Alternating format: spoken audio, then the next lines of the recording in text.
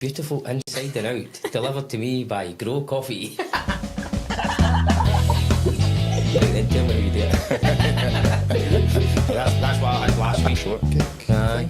Mine's just like an Alex cake. Right, you're back. I was actually thinking that in the mind. An Empire biscuit, sorry it's not. So before we go into anything else, right? So What did you think about that? well, It's a probably stress. all 40 bits, man, Yeah. but it doesn't matter. It's still worth a go. Yeah. Phenomenal. Absolutely phenomenal. When's the last time I ran down a hill? That's it.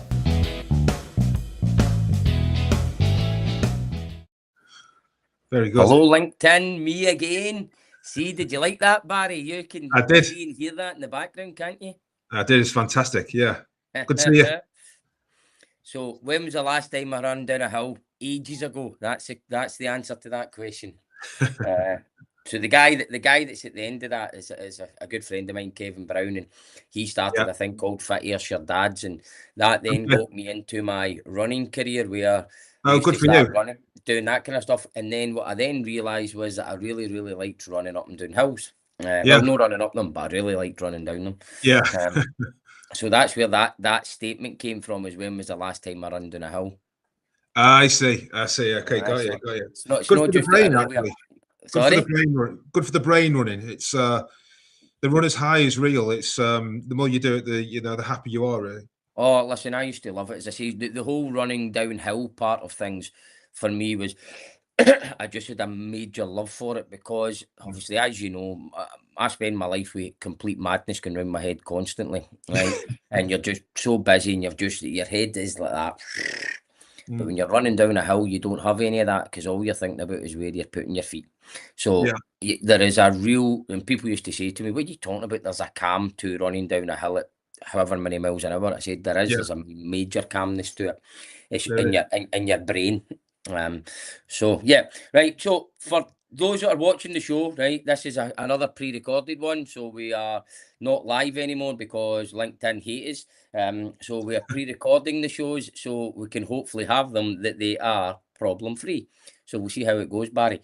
So we'll talk about Barry in a wee minute. Barry and I have met each other, probably known each other now for close on a year. And we'll talk about how we met and what your business does. So Seneca, have I said it right? You've said it right, yeah. Seneca Enterprise. Seneca Enterprise, right? And we'll talk about what Barry does in a minute because it's amazing. But obviously Barry's not live with us in the studio at the moment, so I'm just here myself.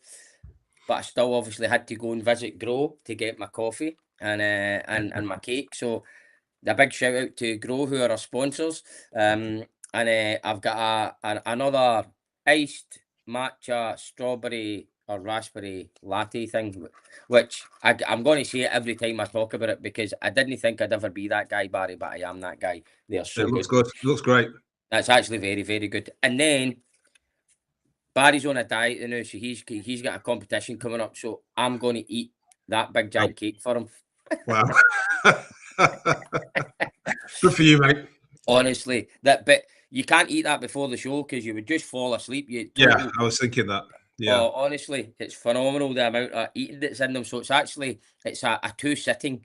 You can't even eat it in a 1 sitting. So anyone that can finish one of those cakes in the single session, I take my hat off to them. It's a good job. It's a good job you're into running. Yeah, I know. Well, I need to get back into running. That's the problem though, because I've now got a big belly for all these. Right, Barry. So obviously we met probably. Oh, sorry, and a big shout out to Bow Mango Media. That's who makes all of this happen. So Andrew, Amelia, Amber, who's now part of that team. Thank you very much, everyone. So thank yous at the road. Let's talk about you. So Barry, we met probably, as I say, about 12 months ago, and it was actually Michael that I first met. It was, my colleague. And we were talking about, so we're looking at kind of private 5G networks and all this kind of stuff. We did a lot with the 5G centre, the Scotland 5G centre up here. And when we spoke to Michael and then subsequently spoke to yourself, we were like, there must be an easier and more cost-effective way to doing this. Right? And then the relationship built from there. So let's talk about Seneca and what your business is, what you do, how long you've been doing it for, why you do it. And then we'll go into some of the things that I think are beneficial and what you guys deliver. Okay, cool. So yeah, we're called Seneca Enterprise. We're based up in the northwest of England. We solve two problems, broadly speaking. We deliver connectivity where Wi-Fi struggles, and we help people make mobile phone calls where they can't make phone calls at the moment because obviously the mobile operators can't cover everywhere. Mhm.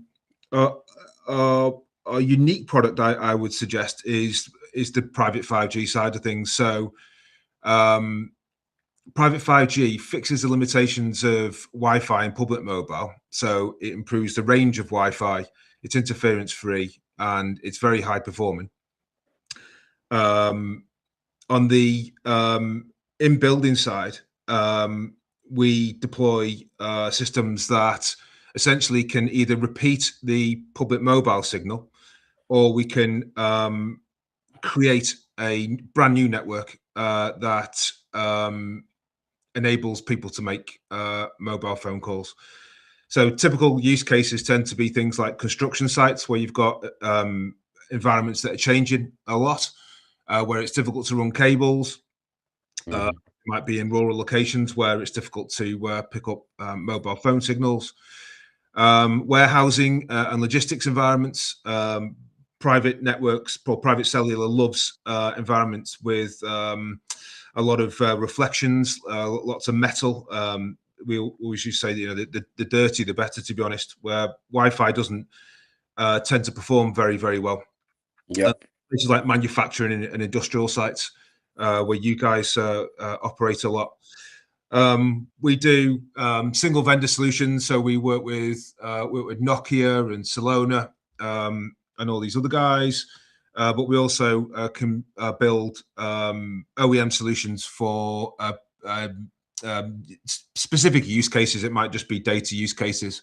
So we cover a broad spectrum of capability and cost, rather than just going for the bigger manufacturers like Ericsson and Nokia. So it essentially enables us to tailor solutions based on whatever the use case is and whatever the budget is as well. Yeah, and obviously when we started talking, it was about the kind of private 5G side, because that's obviously something Yeah. we're looking at for our own business. And obviously we had clients who were looking at private 5G networks and stuff like that as well. And Yeah. what we had previously was, obviously, when we looked at it before, the costs were into the hundreds of thousands of pounds. Yeah. Right? And I'm saying to myself, right, the problem isn't that big. No. that you Yeah. can justify spending that Yeah. amount of money on it. Yeah. Because the whole theory and philosophy behind having a private 5G network is it's amazing. The added value and what can be and the why is great. Yeah. But the why isn't enough 150 grand. No. Because it's No. not that big a problem. Right. So yes, you might have a wee Quite- bit of connectivity issues with some if you get Wi-Fi, because realistically the private 5G is really to replace somebody's Wi-Fi across their site to a certain extent and be able to give you better connectivity and give you faster response rates and all of these Yeah, kind of that's right. things. Yeah. Right. So you're going, that sounds amazing. Right, it's 150 grand. Doesn't sound that Yeah. Yeah. I mean, every conversation we have is around ROI. But you're right. I mean, the cost is quite prohibitive if you've got a mobile operator delivering your private service. I think where we can help there is we do a number of solutions that are tailored towards specific use cases. So a sort of starter system would be sort of low tens of thousands, covering significant areas. The cost of the equipment is more expensive with private 5G, but on a project by project basis, we found that usually private 5G comes in cheaper. There's less cables to run, there's less infrastructure to deploy. It tends to be a bit more resilient than Wi-Fi. So the base stations themselves tend to be more expensive, but you are deploying 1/10 of the infrastructure, if that makes sense. Yeah, no, it doesn't. So I think there's two things that are out there that you're trying to potentially solve. So one is your connectivity across your site. right? Yeah. Which is one thing. But then you've also got your connectivity to the cloud. So one of the things that we looked at personally for ourselves, then for our clients, was right, what is the added value over just putting an eSIM in a gateway and then getting communications through that and creating your own little network within that? Yeah. And obviously one of the things we said is yes, you can do that, and yes, it's not a great amount of money for a SIM card, but you're relying on the public network to be strong. Yeah. You've obviously then got potential cyber threats and stuff like that as well. So, and obviously it's then getting a signal and getting stuff like that. And then how many SIM cards you need across a site and how many gateways you need across a site. So you've got all of those comms challenges, which private 5G should hopefully be able to make a difference and an impact on. But again, it's the price versus that. So you might have a site where you need 10 SIMs and it costs you 20 quid a month for a SIM, and then that does the job that you're needing. But then taking on the private 5G network, it then becomes a bit of a different cost and a different scale. But can you get that to the stage where you can justify that ROI? That's probably the big question that we're getting. Yeah, I think that there's a number of advantages over the public network. Number one, you're in control of the network, so you know where you need coverage, you know how much capacity you need to deliver, and you can guarantee that you're going to be able to deliver that coverage and capacity all the time. Whereas with the public networks, there can be a lot of variability, especially in rural areas. So I don't know, there could be maintenance, there could be backhaul issues, and you can't phone up EE and say when are you going to have the cell tower back up and running in North Ayrshire, please? So you don't control the quality. Second, you don't control where the traffic is routed. So with a private network, the traffic stays on the local network. It doesn't traverse the public internet. So all of those endpoints that you've got potentially dotted around your site are obviously exposed to the internet with a SIM, but with private 5G, as I say, the network stays local. Then you've got capacity. So with a private network, you can achieve, theoretical speeds up to 1.4 gigabits, which is an awful lot of capacity for a base station, which means you can then start to stack your use cases. So you might be doing some condition monitoring, you might be doing emergency comms, you might be doing CCTV, you might be doing a whole host of other applications over that network. So it's, as I say, you need to look at the whole ROI picture of deploying the service, not just the individual use case that you might have a requirement for at that particular moment in time. Yeah, no, completely agree. And obviously, that we're looking at this, so it's something that's of real kind of. We think there's a real added value there in it. I think obviously anybody that's watching this show that's maybe been involved with the Scotland 5G Centre and some of these other 5G centres that are out there, when they were trying to justify the cost of it, they're saying, yeah, but the benefit of having a 5G network is you can be a doctor in Glasgow and make an operation in London. Yeah. Aye, that's fine. How many is our doctors in Glasgow making an operation in London? You don't need most clients or most industry sectors out there don't need that. No. Micro, milli, whatever second response rate, right? Because it's not that important. Yes, if somebody's doing an operation on me from London and I'm in Glasgow, then yes, I 100% want that, and I don't care how much it costs. But if you're looking like, I'll talk about like our kind of sector. So if there is a delay of a second between a vibration measurement and then us seeing it, is it making that big a difference? Usually not, right? You're looking at security type things. If there is a delay of a second between that image being taken and it being transported, is it that big a problem? So it's looking at trying to build the things that the customers need rather than we're creating this big amazing thing there, but nobody's ever going to pay for it. Blah blah blah blah blah. But it does this fantastic stuff. Yeah, so there's a lot of interesting applications with 5G and private 5G. I'm not sure about the robotic arm holding the scalpel as it goes into remove. I think that's maybe in super remote locations. I know that they've done some interesting stuff in remote parts of Africa and developing economies and things. But and most of the time this is simply about delivering coverage where there is no coverage. Yeah. Ultra low latency. We've been doing this now for a few years, and we've not come across anyone to date that has requested, any aspect of ultra low latency. But we know that in manufacturing environments, it's in some manufacturing environments, it's very, very important. But I mean, I think that all these different cool things you can do, realistically, the biggest benefit is that it's 20 times more.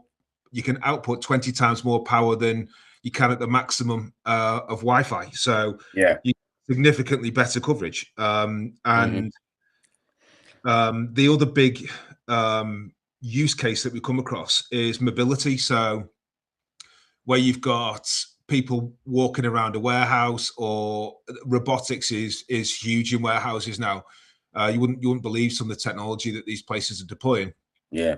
They could be deploying for a 3PL, those sorts of Amazon fulfillment type places. They could be doing, they could have feather dusters on their shelves today and, tungsten tomorrow. So in having that predictable connectivity is very difficult to do with Wi-Fi, and the handover on Wi-Fi in difficult environments like that becomes problematic. So where you need your robots to be running at an optimal speed, or you need your people to be able to maintain connectivity back to whatever applications that they're running at that moment in time, mobility becomes key. And cellular, as you know,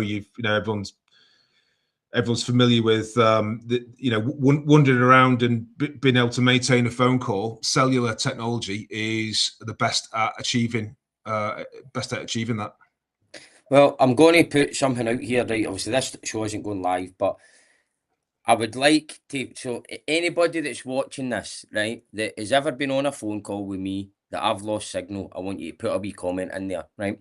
So, basically, every single person from my business, right? What you get is, right, can you hear me? Can you hear me? Can you hear me? But then they hear the swear word, put it this way, that comes, I'm sick of this. So it happens to me all the time, and I mean all the time. So so from where this studio is, right, to our office is 10 minutes drive. Yeah. Right? Probably, let's say 10 minutes drive. And Yeah. there are 4 dead spots in that 10-minute drive. Right, so I cannot have a phone call leaving here and getting to my office and it stay there. Interesting. It's terrible. Absolutely terrible. It is a thing that there's people in government that are worried about this and are trying to rectify it. And there's a lot of local initiatives and things with various different councils to look at different dead spots. It is a problem, and I think it's something that definitely needs to be improved. There's a lot of money being spent on trains as well at the moment. I don't know whether you saw the news, because that's a particular bugbear of mine, is trying to get down to London or trying to get up to Edinburgh, and the signal dropping out every 2 minutes. It's shocking. It's an absolute joke. So here's a question for you then, right? Actually, so say once you get is this fantastic, amazing deal for our own private 5G network, right? Of course, yeah. Right. Well, see, Michael's known. He's fighting. He's the money man. But anyway, so could we then have our mobile phones on that same network? Yeah, you can do. I don't want to get too deep into the technology, but yeah, you can achieve that. Yes. Cool. In a nutshell. So there you go. So you'll be people in my business going like that. We don't want this, because then we'd need to listen to them the whole time, and we can't kid on that we can't hear them. Yeah. No, so I think they just do that to me, Barry. I think they're just sitting going, yeah. So they pretend they can't hear what I'm saying. Yeah, I'm sure that won't happen. But yeah, I mean, it's 100% possible. You can. There's different ways of slicing the air up for different applications, and one of those applications can be voice. No, brilliant. No, fantastic. As I say, because I've learned so much about this from speaking to you guys. Obviously, I've How long have I been talking about 5G? At least 5 years, 4 or 5 years anyway. Really? Wow. Okay. Yeah. Is it? Well, I was there when the Scotland 5G Centre started. Okay. So I was having a conversation with them when they first went into the Halo building in Kilmarnock. Yeah. Excuse me, because what we're talking about now doing, Yeah. I was talking about that back then. Okay. But Interesting. it was seen back then as it wasn't achievable. It wasn't possible. Can I ask you a question? Mhm.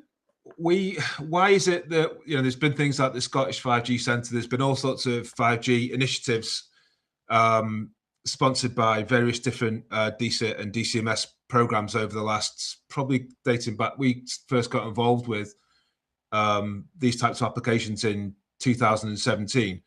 Why is it when we speak to 99% of enterprise, no, they don't know that you can deploy your own private network?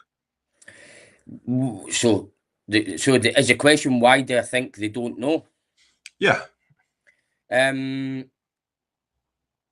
given all the money that's been spent.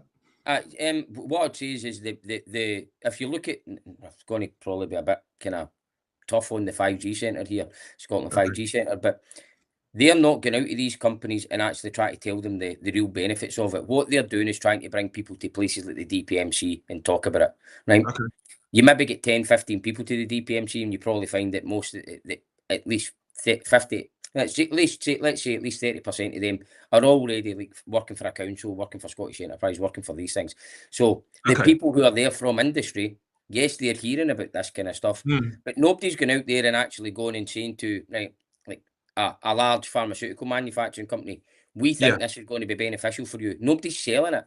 So back to back to the way that a lot of these government ran schemes happen is they throw money at it, they then talk about it, and maybe do a wee bit of marketing of it, but who actually goes out there and sells it to the people that are going to buy it? Yeah. Because that's because if even, I mean, there was a lot of kind of marketing and discussion and probably advertising, I would say, that a little bit for the Scotland 5G Centre. Okay.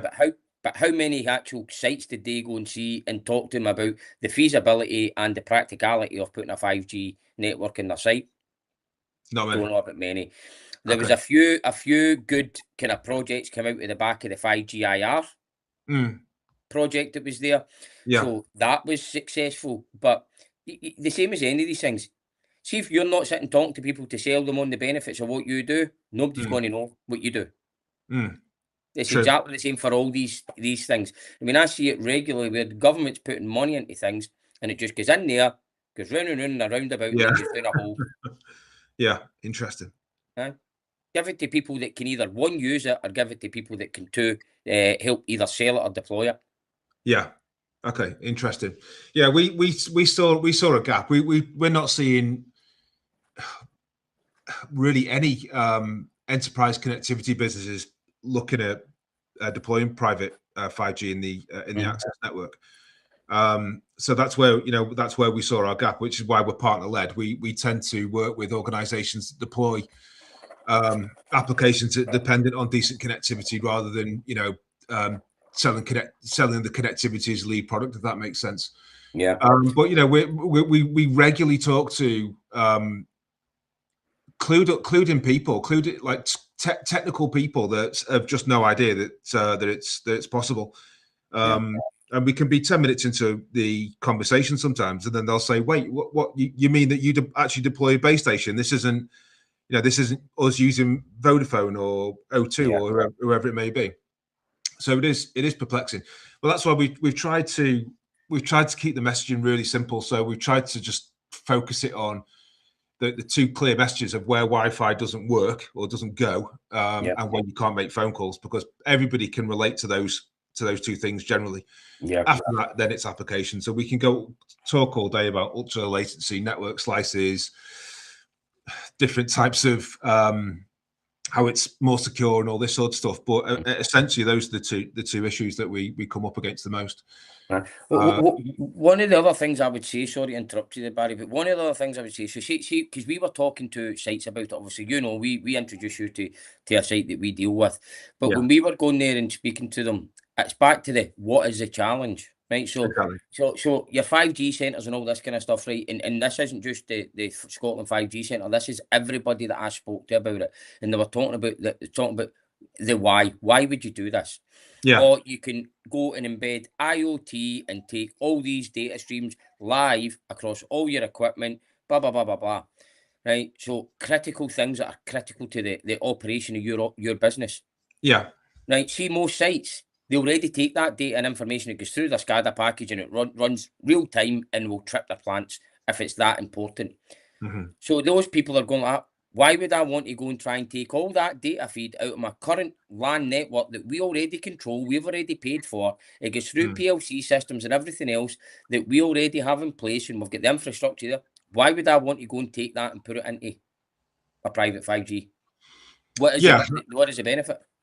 Yeah, that's a good question. I think that if you've already made the investment and the infrastructure is deployed, it's difficult to justify the business case. But there may be additional services that, you know, over the course of time that you want to, you know, that help create the business case, and then maybe there's you know, future changes and things that you need to do, and maybe there's some a new plant being deployed elsewhere that you can start to you know, to add to your private network. And then there's always the resilience and redundancy side of it. So there might be a cable from A to B, but it might be, you know, it might be on a difficult run or whatever else, and you might want to, you know, you might want a little backup for that system to make sure that that cable ever fails, you can still control your plant. Yeah, and that for me. So, but see that bit there that you've just said, none of them are saying that.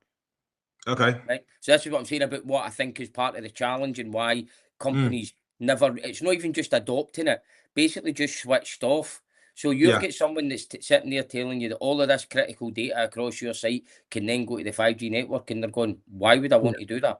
So that's so because I know that there was conversations took place with people that I've had further conversations with, and the conversations that I've had with them, there's now an interest in it. But when they spoke to these probably, I would say, more academically focused people at the time, they probably didn't capture the real kind of ground level challenge there. It was back to the story. Oh, we can put a doctor in London and they can do an operation in Glasgow, right?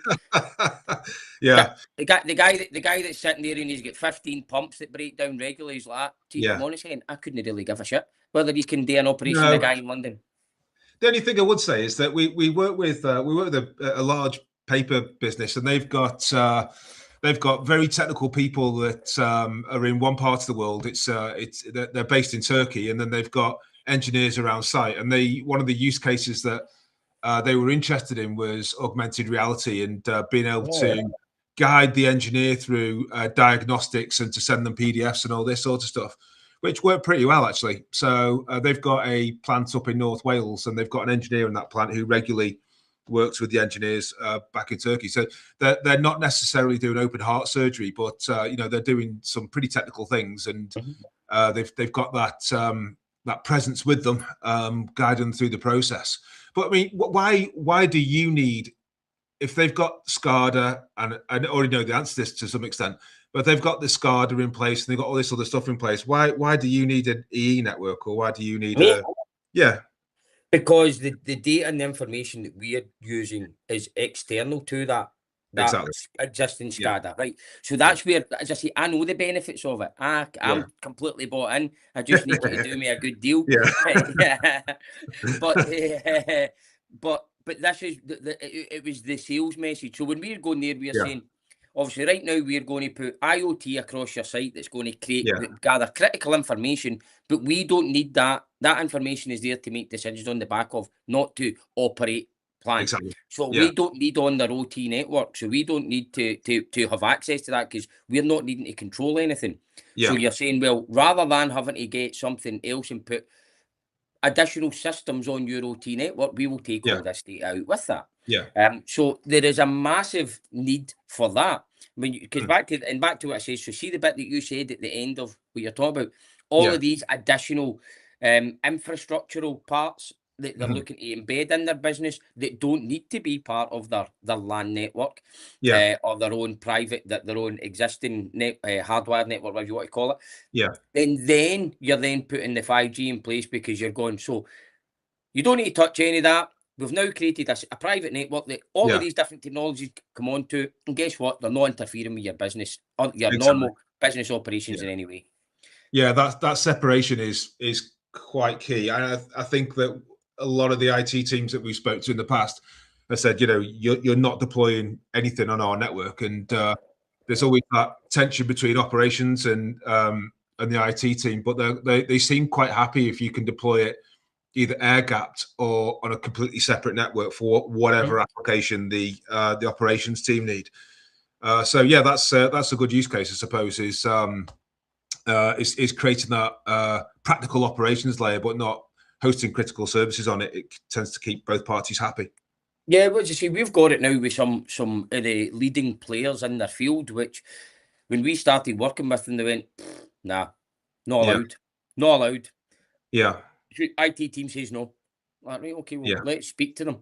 And we've still not come up with one kind of client, let's say client stroke challenge that we've not managed to get round.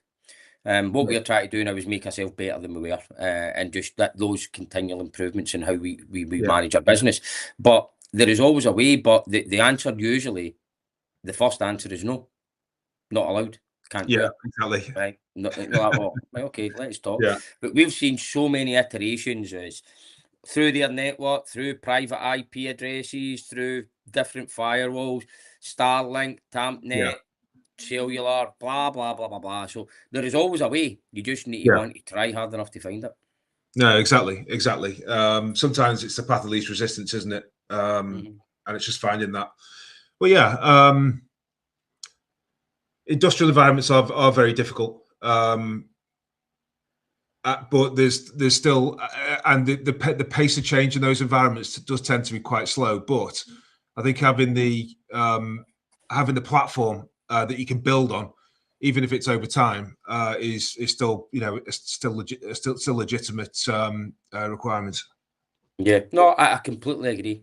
And I think it's the difference that I see with speaking to you and Michael is that you're looking at the actual practicality of the solution for that sector, right? And what it's going to have to look like.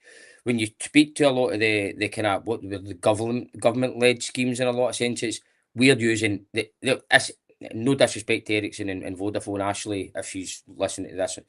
Love you bits, Ashley. You're great. But you're using your Ericsson and your Vodafone, right? That's what they've built it upon and built this philosophy upon.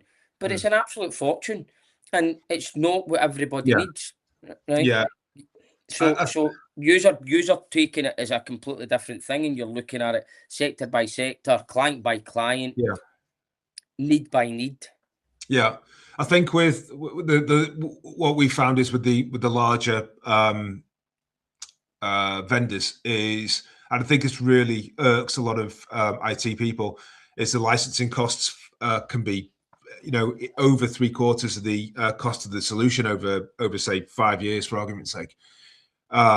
Which, when you're buying you're buying a hardware solution, you're buying access points and you're buying base stations and you're buying, servers and things.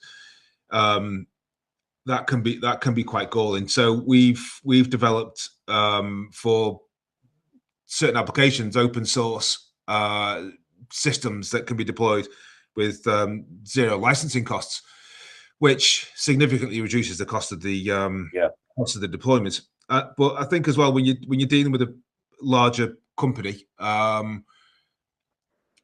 they tend to have a lot of different people interested in the project, whereas we're a smaller team. We've got a heck of a lot of experience, but you're not employing a cast of thousands to come and do something which is relatively simple. To be honest with you, it's a radio planning exercise and a telecoms engineering exercise as much as anything else, to be honest.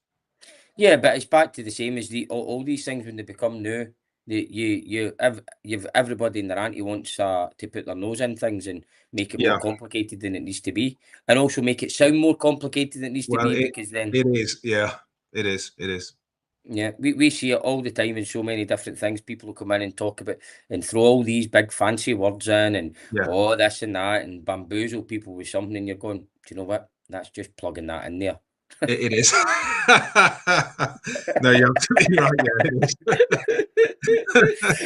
Yeah, it is. but unfortunately, a lot of people like all these big words and bamboozle. Oh, that sounds really, really challenging. Oh, yeah, exactly. Yeah. Whereas that's why I like you, is we are just doers. Let's go and give it a go and try it and see if it works. And if it works, great. They'll charge accordingly for that level of service, whatever. But it's not, let's have 55 people standing there looking at it, charging you money while they're doing so, and try to bamboozle you with rubbish. Yeah, no, you're absolutely right. Some of the use cases we are seeing are very, very complex. That were like there's we were talking to somebody not long ago about drone traffic control and all the rest of it, but see, that's different. See, that's a different world altogether. That's not just sending a wee signal for a sensor. It isn't, and it is actually. I mean, you know, it's the question all comes back to, well, where do you want service, and how much data do you need to deliver to this particular, and you know, draw a map. And you know, we can plan that, and we can say whether the solution is going to work or not. Like I say, the connectivity is just a platform. Everything that sits on top of that platform you can be doing, I don't know, you can be doing edge AI, you can be doing all sorts of crazy advanced encryption with quantum computers and all the rest of it. But at the end of the day, it's a radio network. It broadcasts at a certain power, and providing you can achieve a certain signal in a certain area, that must mean you're going to get a certain level of capacity. Therefore, it's either going to work or it's not. That's tends to be how we think of it. Good. Well, it's not really changed that much for the good Scotsman that invented it all, has it? No, that's true. That's very true. Yeah, we can't forget that. Yeah. See, listen, we have shaped the world into what it is today, Barry. That's it. Yeah. Yeah, we say British. See, that's what happens. You say British until Scotland got absolutely pummeled in the World Cup, and they'll be like, that's just the Scots. Yeah, they're not very good at that, football. Yeah. No, good. So I think obviously why I wanted to get you on was obviously the whole purpose of this show is people that we meet and we come across that we think other businesses could benefit from hearing from, and there is going to be companies out there that are looking at 5G and private networks and all this kind of stuff. And what I wanted to do was get you on here so as people could hear that it's not, and I'm not saying it's simple, right? I know you said it's easier than it sounds, but I'm not saying it's simple, but it's definitely not as difficult as everybody's making it out to be. No, you're absolutely right. Yeah, I think you've hit the nail on the head there. And I think like I say, if you've got places where Wi-Fi doesn't go, or you're struggling with Wi-Fi coverage, or you can't make phone calls, then there's a solution. That's the simple message. Good. So if anybody's out there in a rural location, or you can't get Wi-Fi, or if you're like me, or my kitchen actually. Aye. Well, do you know what? Actually, my Wi-Fi in my house is crap as well. So there you go. Add that into the package. I will do. So there you go. You've went from before this late lunch show, we had a solution that size. Now we want all the phones, my house, this, that, and the next thing. So everybody. So it's going to be the Eels of private Wi-Fi. I think what we'll actually do is we'll charge people if they want to get onto it. Yeah, your four dead spots on your way home as well. We can put them in and do I know what we need? We just need a base station in my car. Well, we can do that actually if that's something you look at. Yeah. All right, cool. Yeah. So I'll be running about in one of these autonomous cars with a big base station on it. Well, there's the University of, I think it's University of Strathclyde. They put a base station in an aeroplane not long ago. So that's they do some marvelous things actually. We are friends with Strathclyde. That's where we do a lot of work with them. There's some very, very, very clever people in there. Yeah, no, there certainly is. Yeah. Yeah. As I say, just walking past makes me feel dumber than I actually am. And I also basically it makes me as dumb as I look. So I try and stay away from it. I let all the smart people in my business go. That's it. But because one of the things I'll just finish off on this. So I don't know if you've seen these yet. See the autonomous vehicles, so the self-driving cars. Yeah. So I was over in the States, and one of these things drove past me, and I'm like, Okay. Still don't know if I'm there yet. No. What know. in regards to getting into a car without a driver or the trust in it? Yeah, the trust in it. As I say, I've seen the picture. I've seen the all the stuff where it's the traffic lights aren't working, the car's stuck at the traffic lights, you can't get the doors open, all that kind of stuff. You're going, yeah. There was a load broke down in China, wasn't there? Not long ago, like 100 of them just sort of sat there waiting for something, waiting for the base station to kick in or something. I think it was. But I mean, that's it's there's going to be a lot of change over the next 10 years. God knows what society is going to look like over that time. Autonomy is going to be huge. There was a debate. I don't think it was Question Time. I think it was in Parliament. I can't remember where I saw it actually, but there was a debate about the future of the London cabbie. Obviously, iconic part of London. It's history. It is. History, yeah. The knowledge and all that stuff. Will that be how long before that sort of wiped out? Who knows? God knows. Yeah, and the thing is, as you say, that so it's the whole thing, and obviously I'm all about tech, right? All about tech. My whole life, live and breathe, trying to look at new technologies. But I'm also all about people. It's like so. Went into McDonald's the other day there, and I don't use a machine. No, I don't. Thing. I don't use it. So I went up and they went, "You need to use the machine." I went, "I'm not using the machine." No, I don't. You need to order the machine. I went, "I am not using the machine." And I threw out the dyslexic card. I'm dyslexic. I can't see all that. Blah blah blah. And it became a big. I went, "Do you know what? Shove your McDonald's up your backside, right? I'm away." Yeah. But that's where it's yes, technology is there to make people's life easier. Right? But not everybody wants it. So there still has to be a channel for those who don't want it, and it's not just that's the way it is.